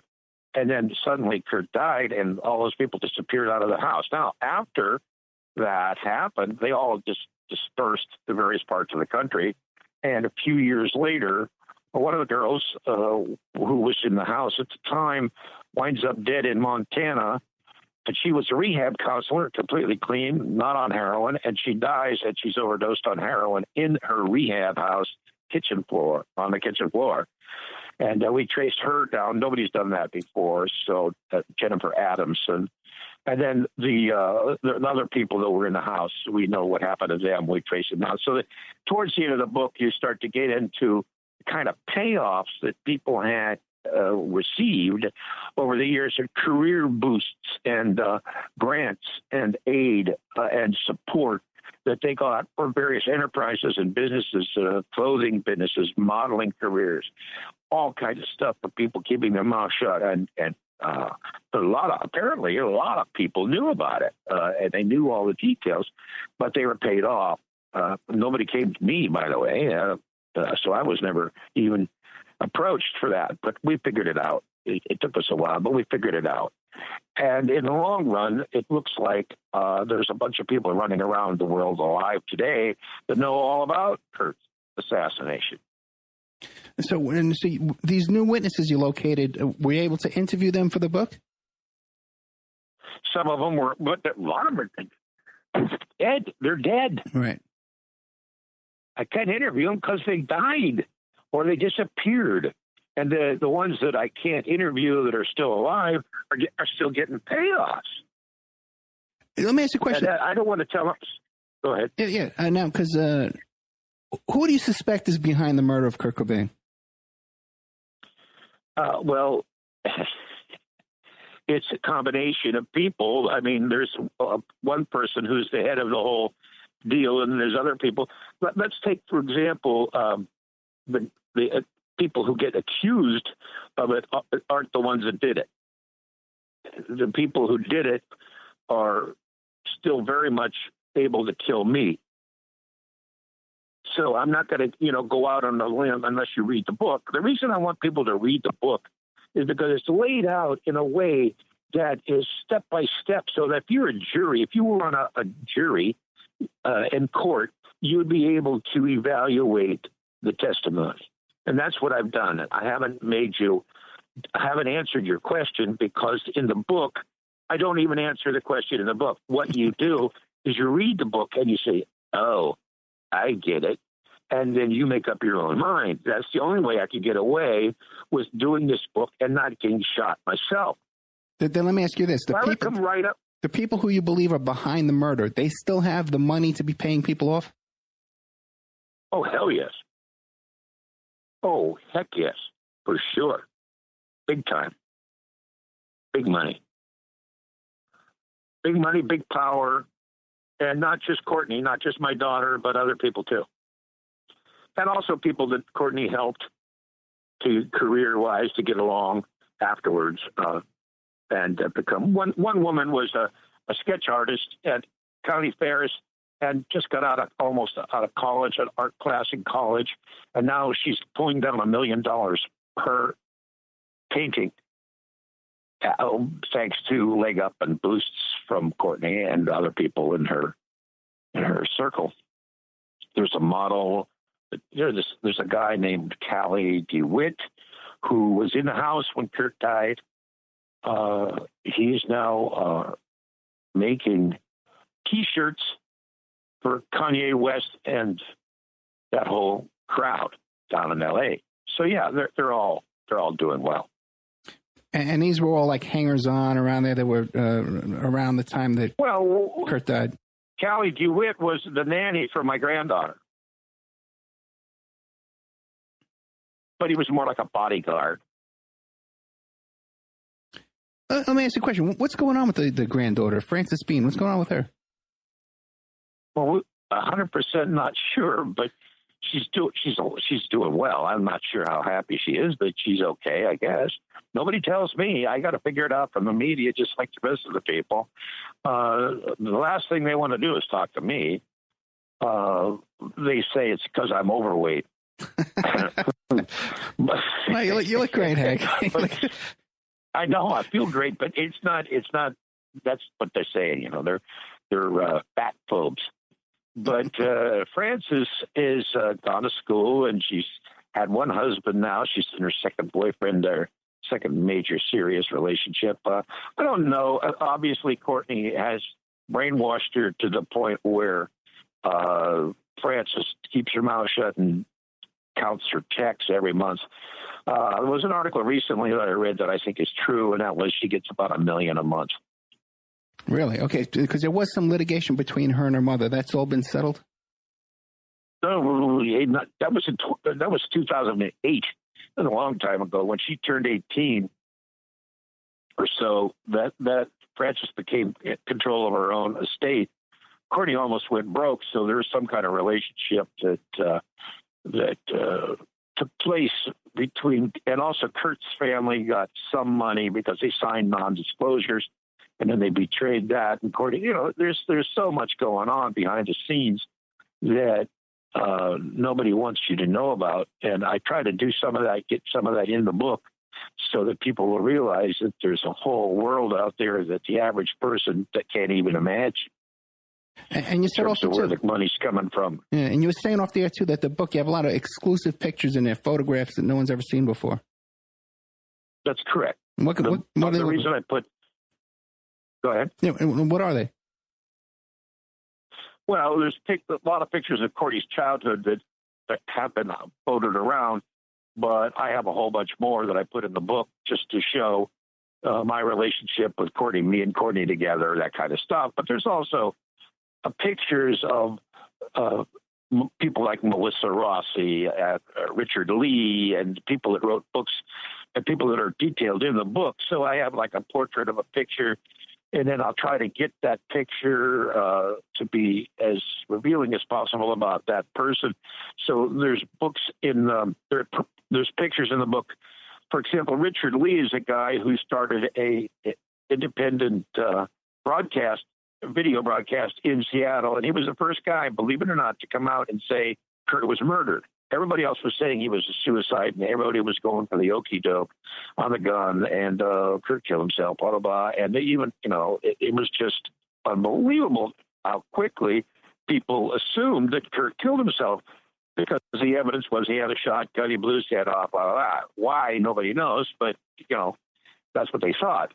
Well, Richard Lee was this little guy out in, I say small as far as he wasn't very powerful media-wise, because he was an independent guy, and he went out and he did a lot of research, went up to the house and did a lot of research days and days and days before it hit the media.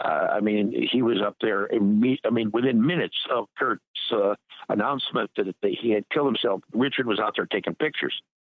And so Richard got in trouble, and he hasn't given up. And he's in the same boat I'm in. Everybody hates us because we went against the official version. Something. Richard's pictures are in there. Yeah, Hank, I just remembered. I just interviewed recently a forensic linguistic expert, and she has a software, and she worked on the Kurt Cobain alleged suicide note. And she put it through her software, and I think she found that it was deceptive.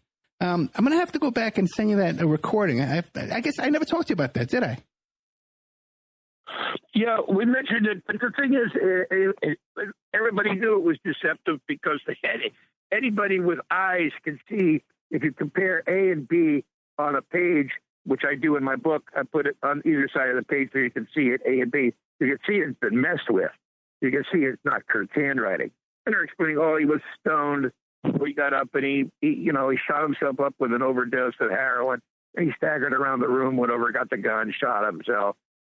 People don't do that kind of stuff, and they don't write notes like that. The note was written on the back of the note I think you're talking about was written on the back of a Howard Johnson's placemat, and it was written in Rome at the Howard Johnson's in Rome, Italy. Oh, that's interesting.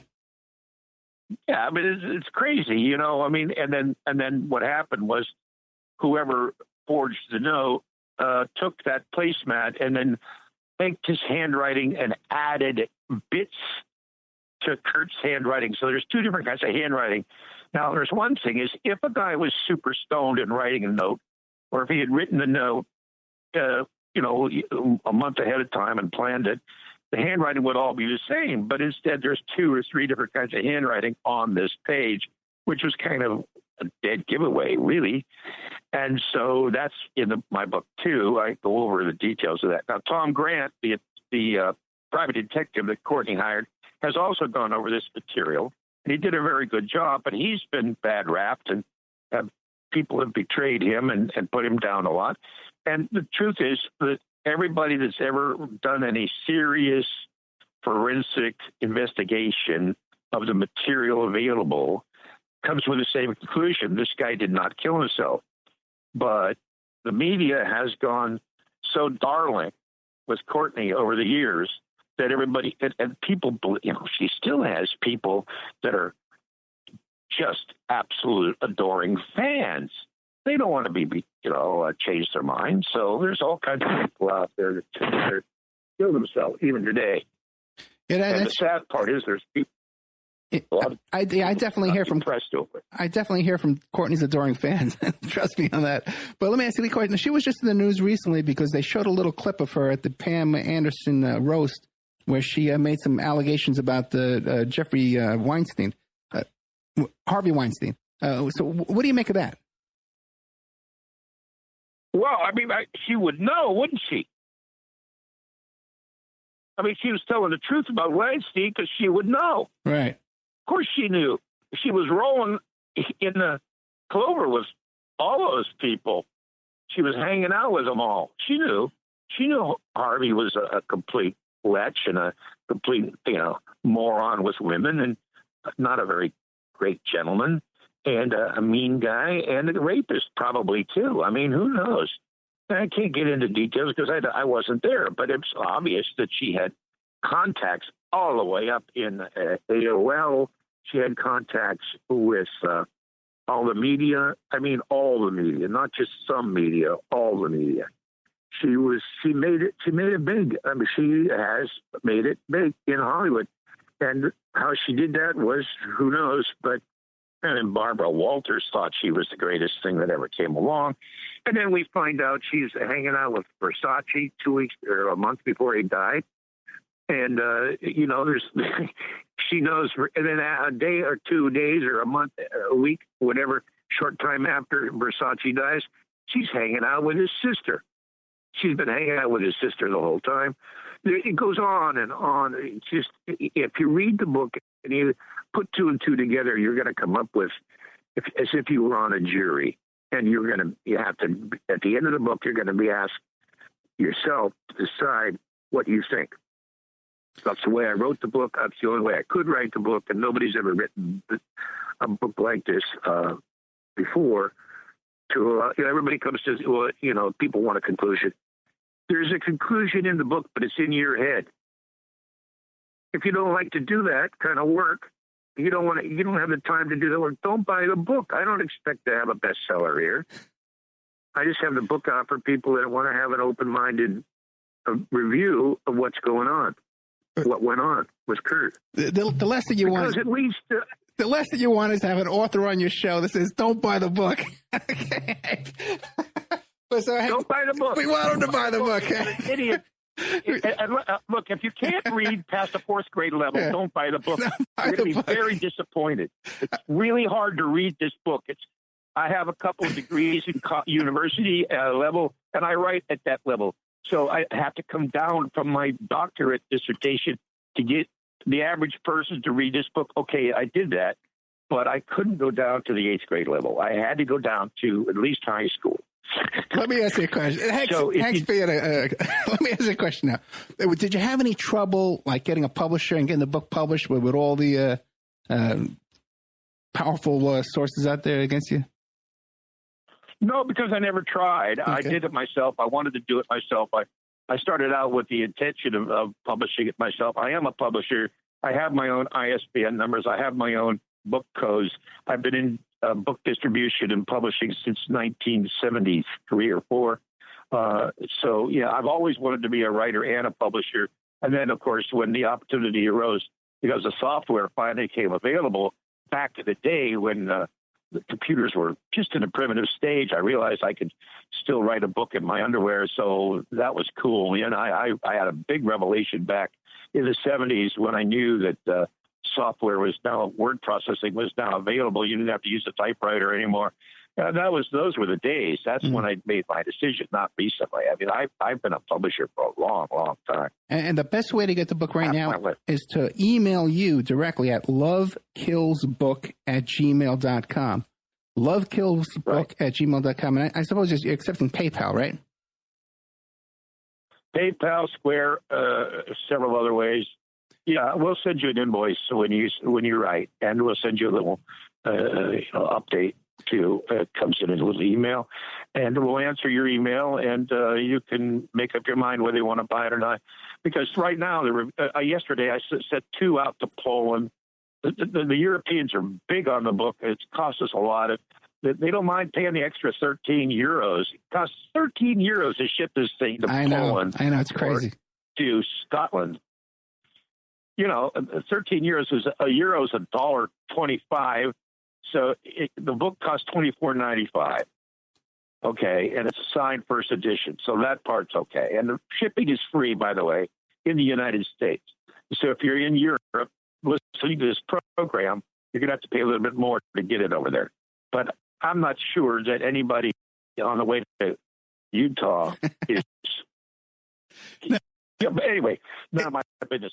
It's on all the regular stations too, Hank. It's on all the regular stations too. Okay, KYH just has to be a new station, an additional station, but we're still on all the other stations. We've always on. I know, yeah, I know. I know, but also too, Hank. So you people can go to independent bookstores and ask them to order the book from you as well. Oh yeah. Yeah, all you have to do, we're listed as official ISBN company, Arks Press, ARKI, as in Victor, ES Press. We have been in business since the early 80s, and we're online there. All you have to do to get a copy of this book is go to any bookstore, even the big chains, if you want to. Go up to the counter and say, hey, I want to order Hank Harrison's book, Love Kills. And you pay for the book right there, and then they'll send us a little thing, and we ship it out to them, and then you go back to the bookstore and pick it up. You want to do it that way. And you're available. It's done all the time. You're available for appearances too, right? And if you want to set up a little book signing in, I guess, Northern California general area, you'd want to keep it. No, I'm going back to. I'm here before Christmas. I'll be in Pittsburgh. Oh, great! Before Christmas, and I have supporters, people who want me to come back and do a lecture tour at the University of Pittsburgh, University of Pittsburgh, and Chicago, outside of Chicago. We're doing on that same tour. I'll stop off in Chicago, and I'll do some stuff. The logistics are, as long as I don't have to pay for the airfare, right. I'm fine. I'll go to your town. Okay, great. But in Northern California, I mean, anywhere from San Francisco to Sacramento, I'm fine. I can do that anytime.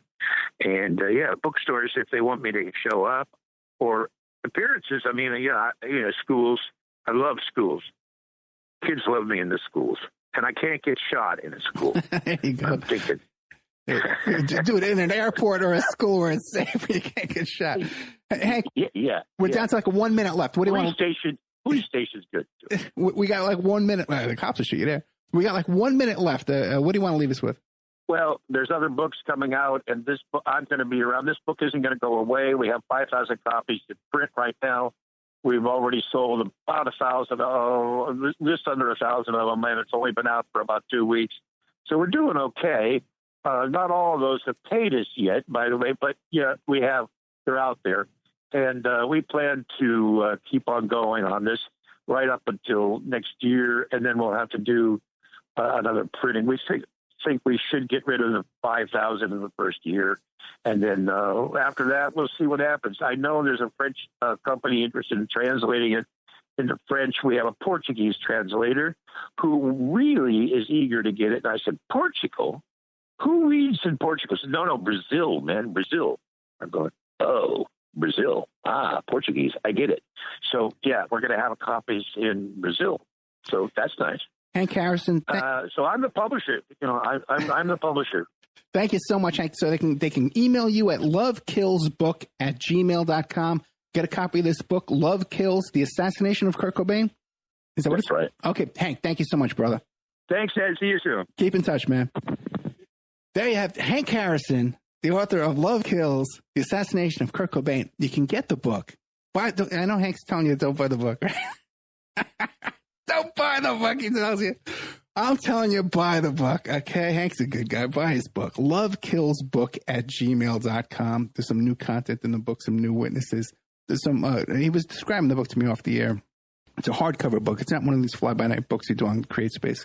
Got some glossy pictures in there, exclusive pictures you never saw before. So check that out at lovekillsbook@gmail.com. Again, if you have any trouble finding his email or something, just get a hold of me and I'll put you in touch with Hank Harrison.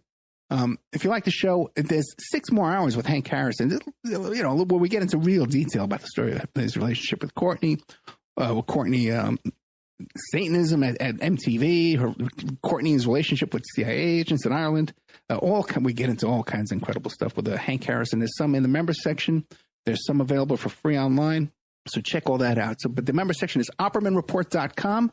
You go there, and there's all kinds of new content in there every week. There's documents, there's videos, and there's exclusive shows that you can't hear online. So thank you so much, Hank Harrison. And the email address to get this book is lovekillsbook@gmail.com.